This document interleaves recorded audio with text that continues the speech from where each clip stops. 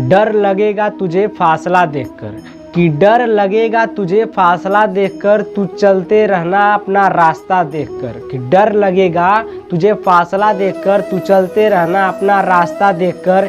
एक दिन खुद व खुद मंजिल आएगी तेरे पास, तेरा हौसला देखकर। तो इसी मोटिवेशनल शायरी के साथ मैं अपने यूट्यूब चैनल सरल सॉल्यूशन पर आपका एक बार फिर से स्वागत करता हूं। और आज की जो टॉपिक है बायोलॉजी की, बहुत ही इम्पोर्टेंट टॉपिक है, श्वसन तंत्र। ठीक ना, श्वसन तंत्र में आज कुछ देख लेते हैं, कल कुछ देख लेंगे, यानी कि अगली वीडियो में। ठीक, तो देखिए श्वसन तंत्र क्या है। यहाँ पर देखिए तंत्र, अगर किसी भी चीज़ में अगर तंत्र लगा है, ठीक ना, तो वो समझ लीजिए कि वो कई चीज़ों से मिल करके, कई चीज़ों से मिल करके वो बना हुआ है, तब उसमें तंत्र लगा। श्वसन तंत्र, इसमें कई चीज़ मिली हुई है। ठीक ना, आपका मुंह भी श्वसन का काम करता है, श्वसन का काम तो नहीं करता है लेकिन एक सहायता कार्य करता है। नाक भी सहायता कार्य करती है। ठीक ना, अब देखिए यहाँ पर हम आते हैं कि ऑक्सीकरण, जो आप सांस लेते हैं या ऑक्सीकरण की क्रिया होती है। ठीक ना, ऑक्सीकरण, जब ऑक्सीजन नहीं पाएंगे तो कहाँ से सांस लेंगे। ठीक ना, तो जब मतलब जो ऑक्सीजन लेते हैं तभी वह श्वसन होता है। ठीक ना, तो वही क्या कहलाती है, ऑक्सीकरण की क्रिया कहलाती है।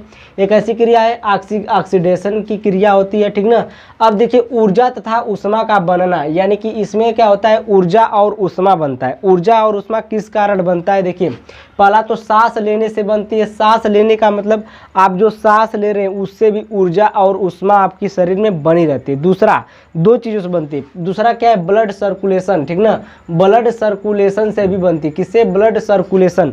तो ब्लड सर्कुलेशन का मतलब ये है कि रक्त परिसंचरण। अगर आपके शरीर में ये ब्लड दौड़ रहा है और आप सांस ले रहे हैं तब तक तो आप में एनर्जी बनी रहेगी, आपकी शरीर गर्म रहेगी। ठीक ना, जब आप सांस लेना बंद करेंगे और आपका ब्लड जो है रुक जाएगा तो आपकी शरीर क्या हो जाएगी, ठंडी पड़ जाती है और मृत्यु हो जाती है। ठीक, तो ये होता है। तो आज हम इसको बहुत ही अच्छे तरीके से जानेंगे। तो देखिए यहाँ पर यह अपचायी क्रिया है। यह क्या है, एक प्रकार की अपचायी क्रिया। अपचायी बोले तो कैटाबोलिक। ठीक ना, कैटाबोलिक क्रिया है। तो कैटाबोलिक का मतलब ये हुआ कि जैसे कैटाबोलिक का मतलब ये होता है किसी चीज़ को तोड़ना। ठीक ना, अगर कोई चीज़ को तोड़ रहा है तो कैटाबोलिक कहलाएगा। अगर किसी चीज़ को जोड़ना है तो वो एनाबोलिक कहलाएगा। ठीक ना, तो यहाँ पर लिखे हैं कैटाबोलिक किसे कहते हैं, किसी चीज़ को तोड़ना कैटाबोलिक कहलाता है, एनाबोलिक जोड़ने को कहते हैं। तो जोड़ना और तोड़ना आप समझ गए, कैटाबोलिक और एनाबोलिक एक क्रिया है। तो आपके सांस लेना कौन सी क्रिया है, कैटाबोलिक क्रिया है, अपचायी क्रिया है। ठीक ना, तो ये देखिए इसमें आपको यहाँ तक मैं बता दिया। अब देखिए श्वसन अंग में आते हैं। तो श्वसन अंग में देखिए कौन किस अंग से सांस लेता है, ये जानेंगे पहले। तो यहाँ पर देखिए पहले हम अपने ऊपर आते हैं। ठीक ना, तो यहाँ पर देखिए श्वसन अंग में पहले हम स्तनधारी यानी कि अपने को ले लेते हैं। तो स्तनधारी में हम लोग आते हैं। स्तनधारी में कौन आता है, हम लोग आते हैं स्तनधारी में। हम लोग का मतलब मानव, जो अपने मतलब बच्चे को दूध पिलाता है उसको कहते हैं स्तनधारी। ठीक ना, अब स्तनधारी में आप समझेंगे सिर्फ मानव में पुरुष तो आएगा नहीं, महिला आएंगे सिर्फ, तो नहीं, इसमें पुरुष और महिला आते हैं। भले से ही पुरुष भले से ही दूध नहीं पिलाता है, फिर भी यह स्तनधारी है। क्योंकि देखिए जब बच्चे पैदा होते हैं तो लड़का हो चाहे लड़की हो, दोनों का स्तन समान होता है। ठीक ना, जब आप 12 वर्ष की आयु में जो वो जाते हैं तो लड़कियों में क्या होता है कि स्तन ग्रंथि पाई जाती है, जिससे क्या होता है कि उनका स्तन जो होता है उभर जाता है। ठीक ना, यही चीज़ लड़कों में नहीं पाया जाता है, जिससे उनका स्तन दबा रहता है। और कुछ होते हैं जिनमें स्तन ग्रंथि पाई जाती है तो उनका स्तन उभर जाता है, और वही किन्नर का नाम देते हैं उनको, किन्नर। ठीक ना, किन्नर तो समझ गए होंगे आप।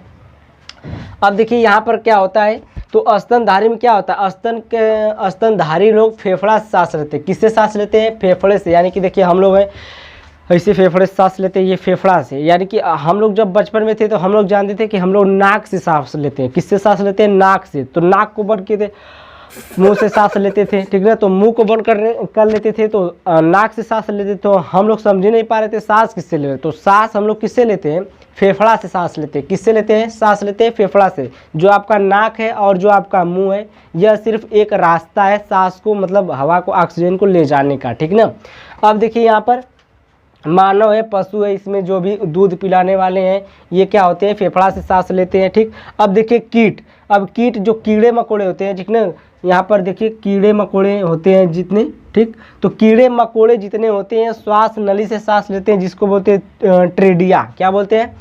ट्रिडिया बोलते हैं। जो कीड़े मकोड़े छोटे छोटे होते हैं वो ट्रिडिया से सांस लेते हैं, श्वास नली से सांस लेते हैं। ठीक।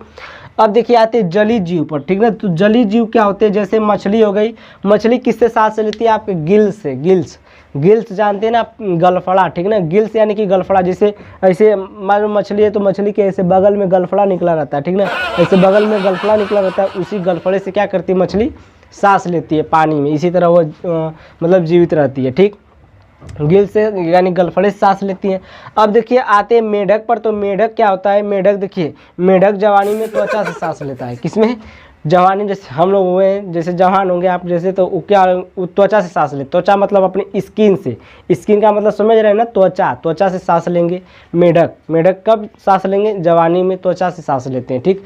अब देखिए मेढक कई प्रकार से सांस लेते हैं। मेढक 3 प्रकार से सांस लेते हैं। अब देखिए यहाँ पर मेढक यानी कि जमीन पर रहेंगे तो फेफड़ा से सांस लेंगे। जब मेढक जमीन पर आपको दिखते हैं तो उस समय वह फेफड़ा से सांस लेते हैं। जैसे यहाँ पर देखेंगे ढक ढक करता रहता है। ठीक ना। तो यहाँ पर क्या करता है? ये जमीन पर रहेगा तो फेफड़ा से सांस लेगा। फिर उसके बाद दूसरा देखिए, जमीन के अंदर जब जाएगा तो निष्क्रिय हो जाएगा। जब जमीन के अंदर जाएगा तो निष्क्रिय हो जाएगा, और निष्क्रिय अवस्था में वह अपने फेफड़े से सांस नहीं लेता है, वह अपने त्वचा से सांस लेता है। किससे सांस लेता है? जमीन के अंदर जाएगा तो निष्क्रिय हो जाएगा, और निष्क्रिय अवस्था में वह अपने त्वचा से सांस लेता है, यानी कि शरीर से सांस लेता है। ठीक ना। अब देखिए टेडपोल। ये टेडपोल क्या है? टेडपोल मेढक का बच्चा होता है। क्या होता है?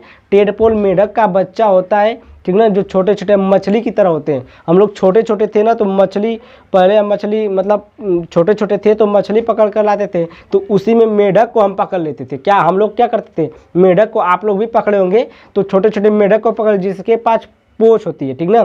तो उसको बोलते हैं टेडपोल। उसको पकड़ के लाते थे नाद में, यानी कि हौदी में उसको बैठा करके, मतलब हौदी में रखते थे और पानी भर देते थे। वो जब बड़ा होता था तो पता चलता था मेढक निकल गया साला। ठीक ना। तो यहाँ पर देखिए जो टेडपोल होते हैं, टेडपोल यानी कि मेढक के बच्चे होते हैं, वो गिल्स से सांस लेते हैं, यानी कि गलफड़े से सांस लेते हैं, और पानी में रहते हैं उस समय। ठीक ना। तो किससे सांस लेते हैं? गलफड़े से सांस लेते हैं। अब देखिए आते हैं मेन टॉपिक। यहाँ पर देखिए श्वासोच्छ्वास क्या होता है? ठीक ना। श्वासोच्छ्वास क्या होता है? ब्रीथिंग। इसको इंग्लिश में क्या बोलते हैं? ब्रीथिंग बोलते हैं। ठीक ना। श्वासोच्छ्वास को क्या बोलते हैं? ब्रीथिंग। अब देखिए सांस अंदर लेना, सांस बाहर छोड़ना। ठीक ना। जब हम सांस अंदर लेते हैं, अब बाहर छोड़ें। ठीक ना। तो इसको हम क्या बोलेंगे? श्वासोच्छ्वास बोलेंगे। यानी कि दोनों क्रियाओं के एक साथ अगर कर रहे हैं तो उसको हम क्या बोलेंगे? श्वास बोलेंगे। ठीक ना। जैसे आपको अपचयन होता है, ऑक्सीकरण होता है, तो जब दोनों एक साथ होती है क्रियाएं, ऑक्सीकरण और अपचयन दोनों एक साथ होती है, तो उसको हम क्या बोलते हैं? उसको हम बोलते हैं रिडॉक्स अभिक्रिया। ठीक ना। इसको क्या बोलते हैं? रिडॉक्स। उसी प्रकार से ये जब सांस को अंदर लेना और सांस बाहर छोड़ना, दोनों क्रियाओं को मिला दिया जाए तो क्या बन जाता है? श्वासोच्छ्वास बन जाता है। ठीक ना। श्वासोच्छ्वास बन जाता है। ठीक। अब देखिए यहाँ पर आते हैं निःश्वसन। निःश्वसन का मतलब सांस अंदर लेना। निःश्वसन का मतलब सांस अंदर लेना। ऐसे सांस लें तो निःश्वसन हुआ। अब यहीं पर देखिए निःश्वसन, यानी कि यहाँ पर बीच में 2 बिंदी लगा दिए तो उसी का उल्टा हो गया निःश्वसन। निःश्वसन का मतलब होता है सांस को बाहर फेंकना। सांस को क्या करना है? बाहर फेंकना, यानी कि बाहर छोड़ना क्या कहलाता है? निःश्वसन कहलाता है। इसको इंग्लिश में बोलते हैं एक्सपायरेशन। ठीक ना। एक्सपायरेशन। और इसको निःश्वसन को बोलेंगे इंस्पायरेशन। तो इंग्लिश में तो सही है, लेकिन हिंदी में जो है गड़बड़ है। देखिए यहाँ पर गड़बड़ क्या है कि निःश्वसन और निःश्वसन, यही बिंदियाँ नहीं लगाएंगे, दोनों एक का हो जाएगा। बिंदिया का सिर्फ अंतर है। ठीक ना। बिंदिया सिर्फ अंतर है। अब देखिए यहाँ पर आते हैं तो निःश्वसन में मतलब सांस जब लेते हैं तो देखिए N2 यानी कि नाइट्रोजन गैस कितना जाती है? तो हम लोग जब सांस लेते हैं तो नाइट्रोजन गैस हम लोगों के अंदर जाती है 78%। कितना? पूरा 78% जाती है। फिर देखिए यार, फिर ऑक्सीजन कितना? 21%। और CO2 कार्बन डाइऑक्साइड कितना जाती है? 0.03 यानी कि 0.03% जाती है। अब इसमें देखिए निःश्वसन में क्या होता है? जब सांस छोड़ते हैं तो कितना बाहर निकलता है? तो देखिए यहाँ पर देखिए जो नाइट्रोजन है पूरा का पूरा बाहर निकल जाएगा 78%। जितना गया रहेगा नाइट्रोजन उतना पूरा बाहर निकल जाएगा, यानी कि 78% पूरा बाहर निकल गया। अब देखिए ऑक्सीजन गया था कितना? 21% गया था, 17% निकला। 4% क्या हुआ भैया? 4% हमारे शरीर ने चुरा लिया। ठीक ना। 4% हमारे शरीर ने क्या किया, चुरा लिया ऑक्सीजन को, यानी कि ब्लड सर्कुलेशन में उसको खपत कर लिए। ठीक, तो यहाँ पर ऑक्सीजन कितना गया था, 21%, निकला कितना, 17% निकला। अब देखिए जो कार्बन डाइऑक्साइड होता है जाता कितना है, 0.03% जाता है, लेकिन निकलता कितना है, तो 4.6% निकलता है। अब ये कहाँ से आया 4.6%, तो जितने भी गैसें गई रहती हैं इनको मिला जुला कर पूरा कार्बन डाइऑक्साइड के रूप में फेफड़ा फेंक देता है। ठीक ना, तो 4.6% आपको क्या मिल जाता है, कार्बन डाइऑक्साइड, यानी कि कुल गैसों को मिला कार्बन डाइऑक्साइड निकल जाता है कितना, 4.6% निकल जाता है। ठीक, तो ये था श्वास मतलब श्वसन तंत्र के कुछ अंग थे। अभी इसमें मेन चीज़ बची हुई है। ठीक ना, अभी एक वीडियो और बनेगी इसकी, तो बहुत अच्छी वीडियो रहेगी। और आज तक इतना ही रहने दीजिए, वीडियो लंबी हो जाती है। देखिए मैं सब कुछ अकेले ही करता हूँ, एडिटिंग भी करता हूँ, सब कुछ अकेले ही करना पड़ता है। ठीक ना, तो यहाँ पर आपको इतना ही रहने देते हैं, आज के लिए इतना ही। Thank you, bye bye.